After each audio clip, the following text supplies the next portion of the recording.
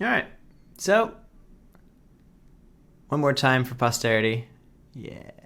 Oh, and then there's the denoised one at the end. I mean, hey, it is denoised. You gotta hand it to him. Very cool.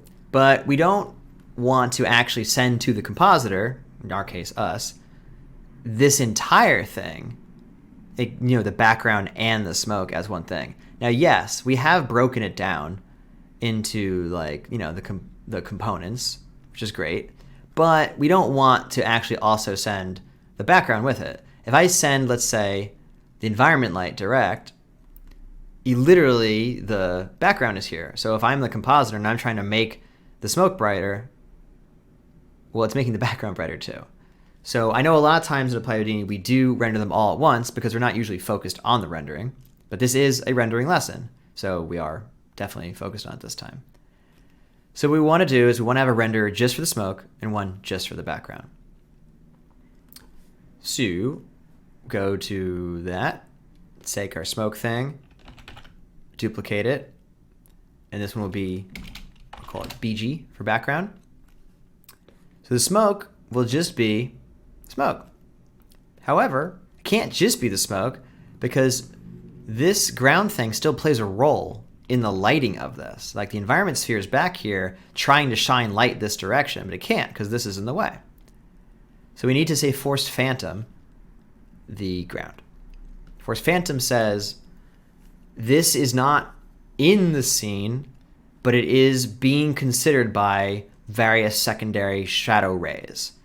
So it'll still be considered in lighting calculations. It just won't be considered for primary lighting calculations. Primary meaning the ones that you actually see.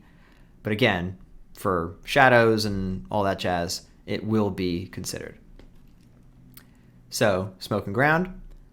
The force matte is similar, where it will also be considered and you won't see it.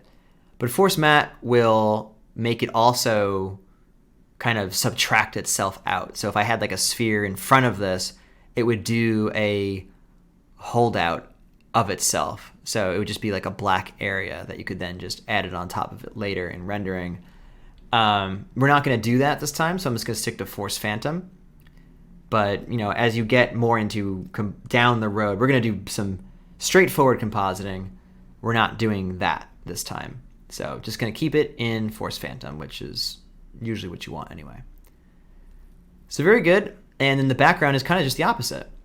We want to render the ground, and we want the smoke to be around because that's what's casting shadows onto the ground. The light, this is blocking some of the light, so some of the shadows show up on the ground. If we just rendered the ground without this, the ground would just be like, I'm doing great all the time. I've got perfect lighting. And really, that's not true. It should be getting shadows, as you can see. Ugh, I don't like seeing this denoised one anymore. So there you go. So we have one doing it one way, one doing it the other way. Yeah, pretty much that's it. So we can chain these together. You can have them honestly side by side. For completeness, we should have a fetch sim here. What that will do is we can point to back under the sim geometry node, there was the file cache, and there inside of it is a render node, the one that actually, when we say in here, I'm going to turn off resimulate for now just in case. But this, when we click the render save to disk node here, it is actually running this ROP geometry output node, which is the thing that's actually writing the files to disk. So this is saying, by clicking this button, it's essentially clicking that button for us. So we can make a thing like this that says, let's say we made changes to our simulation, and we wanted it to both simulate it and we then rendered it after that. We now made a dependency that says that, hey, you want to render the smoke? Well, first you got to run this sim. Now, I don't actually plan on rerunning the sim, so I'm going to disable it. But I did want to show you that for completeness, that's how we can run the sim and then run a render all at once. Or at least if we merge these together and run our sim from this, do node by node. And then if we ran it, which I'm not going to do quite yet, it would do this first. If you had a render farm, it could do this on one or many other computers and do this at the same time because they don't depend on each other. Not once, once the cache files exist, these can run separately. So anyway, so these will write files somewhere.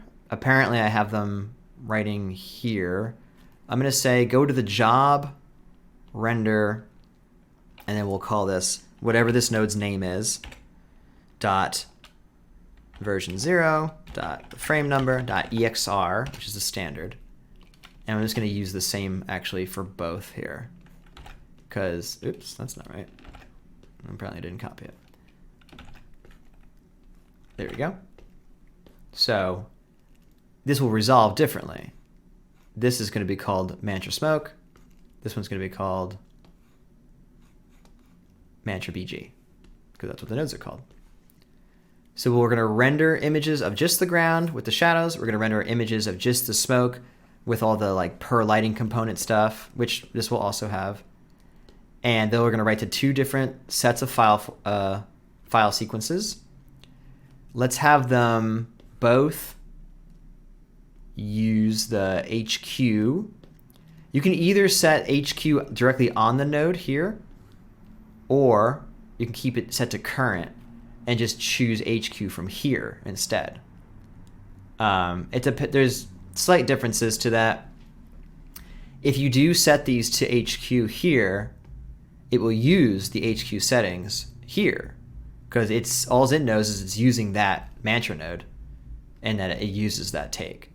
So you wouldn't get the low quality main settings anymore, because this would be saying to use the high quality ones. So what you might want to do is keep it current and just do the HQ here and then do it. I know I'm not gonna I'm not gonna do much more iteration on this, so I don't suppose it really matters what the difference is. But yeah, just remember that if you do set the HQ here, that it's gonna make the HQ happen in the thing there.